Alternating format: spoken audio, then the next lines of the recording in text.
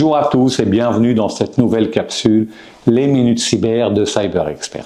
Avant de démarrer le sujet de cette vidéo, je souhaite à toutes et à tous une excellente année 2025.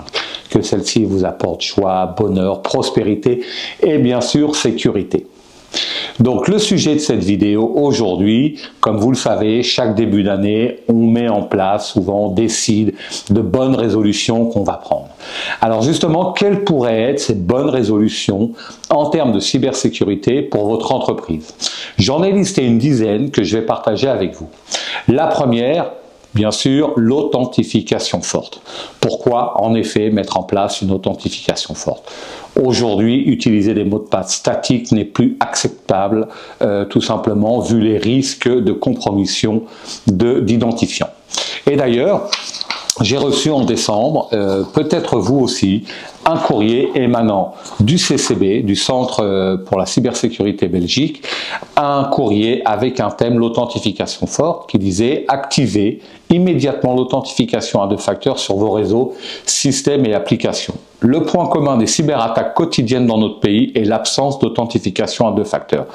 Donc, si vous n'avez pas encore d'authentification forte au sein de votre entreprise, cela pourrait être la première bonne résolution à prendre. Ensuite, deuxième résolution que je voudrais vous proposer, c'est la sensibilisation des utilisateurs. Je l'ai déjà dit, la sensibilisation des utilisateurs permet de réduire jusqu'à 80% le risque d'attaque cyber. En effet, des collaborateurs sensibilisés seront plus à même de reconnaître des emails avec des tentatives de phishing, d'arnaque au président, de ransomware, mais aussi de déceler des sites web compromis. Avec ces campagnes de sensibilisation, pensez aussi à mettre en place des campagnes de faux phishing pour continuer à entraîner vos collaborateurs à la détection d'emails frauduleux, par exemple.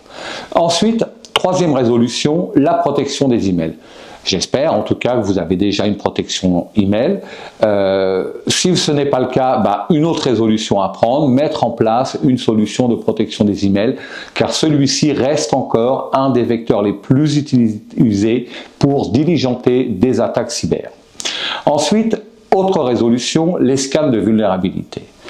Vous le savez peut-être, les vulnérabilités, on en découvre à peu près une cinquantaine de nouvelles par jour. Alors elles ne vous concernent pas toutes, elles ne sont pas toutes importantes, mais de pouvoir mettre en place un système de scanning de vulnérabilité avec une politique de patching va permettre notamment d'éviter que des vulnérabilités soient au sein de vos systèmes d'information et puissent être exploitables par des hackers.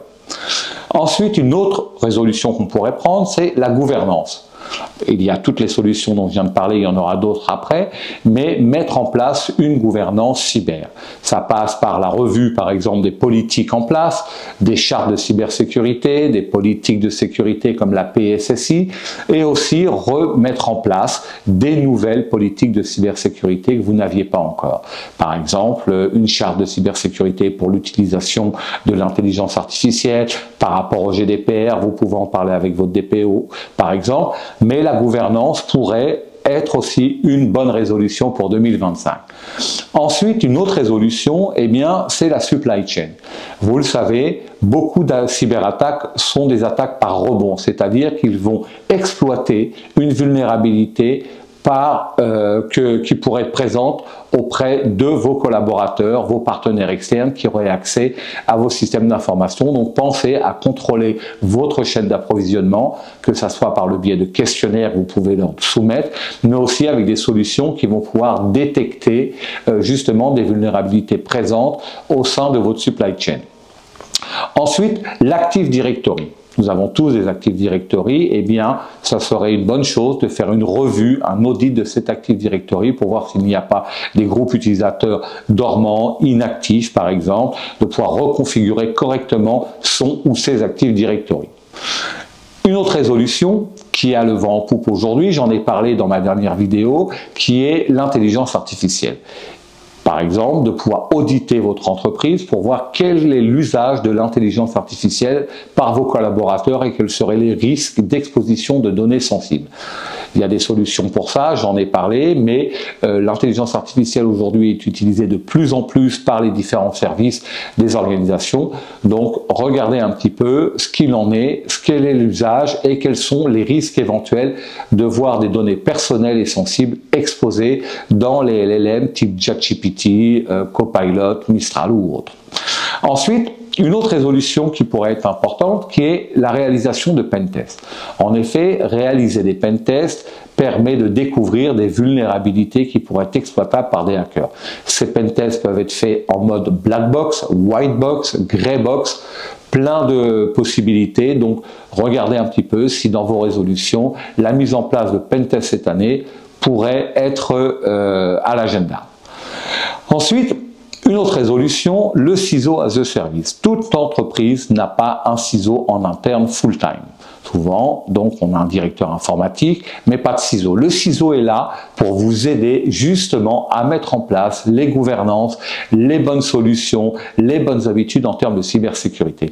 Donc, opter pour un CISO externalisé pourrait être une bonne résolution, que ça soit quelques jours par semaine ou par mois. Celui-ci vous accompagnera et vous aidera à augmenter votre résilience en termes de risque cyber. Ensuite, la gestion des accès et des identités. Vous le savez aujourd'hui, les ressources humaines aujourd'hui, par exemple, quand une personne rentre dans l'entreprise ou quitte l'entreprise, on oublie souvent de couper des accès, on donne trop d'accès, trop de permissions. Donc pourquoi pas mettre en place ce qu'on appelle un PAM, un Privilege Access Management, ou un IAM, un Identity Access Management. Ce sont des projets assez complexes à mettre en place, mais ça va permettre justement de sécuriser les accès à des comptes à privilèges, mais aussi de mieux gérer les accès aux données de vos systèmes d'information par vos collaborateurs. Ensuite, le VPN. Vous avez sûrement un VPN.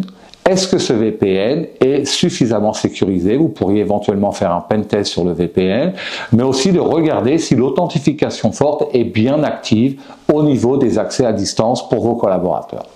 Et une dernière résolution dont j'aimerais vous parler, puisque aujourd'hui la question n'est plus de se dire est-ce que je vais être victime d'une attaque, mais est-ce que je suis en mesure de relancer mes activités après une cyberattaque? Eh bien, pensez à réviser, si vous en avez déjà, votre DRP ou votre BCP, ou alors d'en mettre en place, c'est-à-dire un Disaster Recovery Plan ou un Business Continuity Plan, c'est-à-dire de décrire les procédures en cas de cyberattaque qui vont vous permettre justement de remettre vos systèmes d'information en place. Donc voici toute une série de recommandations, de suggestions, de bonnes résolutions à prendre.